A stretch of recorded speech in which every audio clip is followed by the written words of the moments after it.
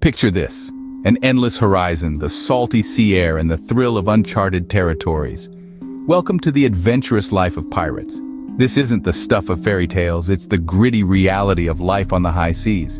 Imagine navigating through unknown waters, where the next wave could reveal a hidden island filled with untold treasures, or a rival ship ready for battle. Each day was a gamble, a dance with danger that required more than just courage.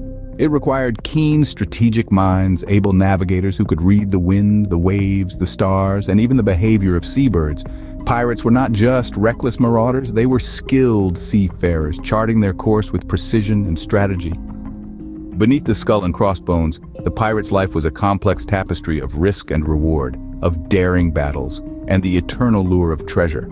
Their lives were far from ordinary, filled with risks and the promise of treasure. The Golden Age of Piracy, a period that saw some of the most notorious pirates in history, was a time of lawlessness and freedom on the high seas. This era, spanning the late 17th to early 18th centuries, was a time when pirates ruled the waves and became figures of both fear and fascination. Notorious names such as Blackbeard, otherwise known as Edward Teach, and the fiery Bonny became almost mythical figures. Blackbeard, with his fearsome appearance and reputation for violence, and Bonny, one of the few known female pirates, who defied the conventions of her time. But what exactly led to the rise of this golden era? A perfect storm of political and economic factors. The end of the War of Spanish Succession in the early 18th century left many privateers without employment. These sea-savvy individuals turned to piracy, using their maritime skills to raid ships in coastal towns.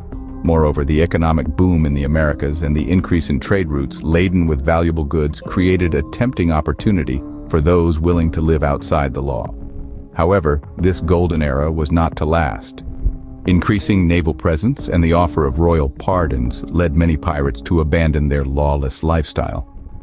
By the 1730s, the golden age of piracy was coming to an end.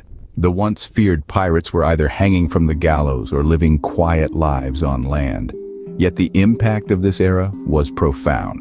The golden age of piracy left an indelible mark on our cultural consciousness. It gave birth to the pirate archetype we know today. The eye patch, the parrot on the shoulder, the treasure map marked with an X. These images are all products of this fascinating period. The Golden Age was a time of legends and tales that still captivate us today. And though the era may be long past, the allure of the pirate life, the thirst for adventure, the lure of treasure, the promise of freedom, continues to capture our imaginations. Contrary to popular belief, pirates had a strict code of conduct known as the Pirate Code. This was not the lawless chaos of the high seas that we often envision. Rather, it was a system of rules and regulations, a democratic constitution of sorts that maintained order and discipline within the ranks of the buccaneers. The Pirate Code, also known as the Articles of Agreement, had its roots in the maritime regulations of various seafaring nations. But it was the pirates who brought these rules into the realm of the lawless, ensuring a semblance of order in an otherwise chaotic world. Each pirate crew had its own version of the code, but many common principles were universally shared. The Pirate Code governed every aspect of pirate life, from division of booty to dispute resolution. It decreed that the loot was to be divided equally among the crew, promoting a sense of equality and camaraderie. It also stipulated that any pirate injured in the line of duty would receive compensation, a precursor to modern-day workers' compensation. But the Pirate Code was not just about sharing and caring. It had a strict set of punishments for those who dared to break it. Theft from a fellow pirate, desertion during battle, or even bringing a woman on board could result in marooning, whipping, or even death. This ensured that every pirate knew the consequences of their actions and adhered to the code. Yet, despite its harsh penalties, the Pirate Code was not a tool of oppression. It was agreed upon and signed by every crew member, thus ensuring that everyone had a say in their own governance. This was a level of democracy rarely seen in the 17th century world, and it's one of the reasons why the pirate life held such allure for many. The Pirate Code, a unique system of governance at sea, was a testament to their sense of order amidst chaos. It was a paradoxical mix of law and lawlessness, a social contract forged in the crucible of the high seas. and it's one of the many reasons why the pirates continue to captivate us centuries later. Treasure, the driving force behind every pirate's journey, but what exactly did pirates' treasure comprise of?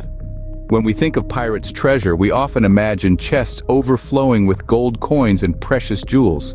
And while this wasn't entirely a fabrication, it's only part of the story. Pirates' treasure was as diverse as the ships they plundered and the regions they roamed. It was not only about gold and gems, but also a myriad of other valuable items. In the Caribbean and Atlantic, pirates often sought the wealth of Spanish galleons laden with gold and silver mined from the New World. These precious metals were a common form of pirate treasure, easily portable and highly valuable. But the treasure wasn't always in the form of hard currency. Pirates also sought goods with high market value. Spices, for instance, were worth their weight in gold during the Age of Exploration. Exotic and hard to come by, spices like nutmeg, cloves, and pepper represented the far-off lands from which they came, and pirates who could seize a ship carrying such cargo were in for a significant payday. Fine cloth, too, was a sought-after commodity. Silks and satins from the East were highly prized, and a pirate who could get his hands on such goods could sell them for a handsome profit back in port. And then, of course, there's the concept of buried treasure. While it's a favorite trope of pirate lore, the reality is less glamorous. Pirates were practical people, and burying treasure was often a last resort, done to secure their loot in times of danger. More often than not, their treasure was spent as quickly as it was gained, on necessities like food and rum, and luxuries in the ports they frequented. The allure of treasure was a constant in a pirate's unpredictable life. Whether it was gold coins or bolts of silk, these ill-gotten gains drove pirates to risk life and limb on the high seas, shaping the legends we know today. Pirates have left an indelible mark on history, their tales woven into the fabric of our culture. The flamboyant characters, the swashbuckling adventures, the allure of hidden treasures all continue to inspire and captivate us. Their influence permeates through our literature, from Robert Louis Stevenson's Treasure Island to J.M. Barrie's Peter Pan. They dominate our silver screens, with characters like Jack Sparrow becoming household names. Even our fashion isn't immune to their impact. Who hasn't at least once donned a bandana or an eye patch for a costume party? The pirates' enduring legacy isn't just the legends of their exploits. It's their spirit of freedom, rebellion, and adventure that continues to ignite our imaginations. They were the rule breakers, the thrill seekers, the treasure hunters of their time. So imagine, if you will, a life as a pirate, sailing the high seas, chasing treasures, a life of freedom, danger, and adventure. What would your pirate story be?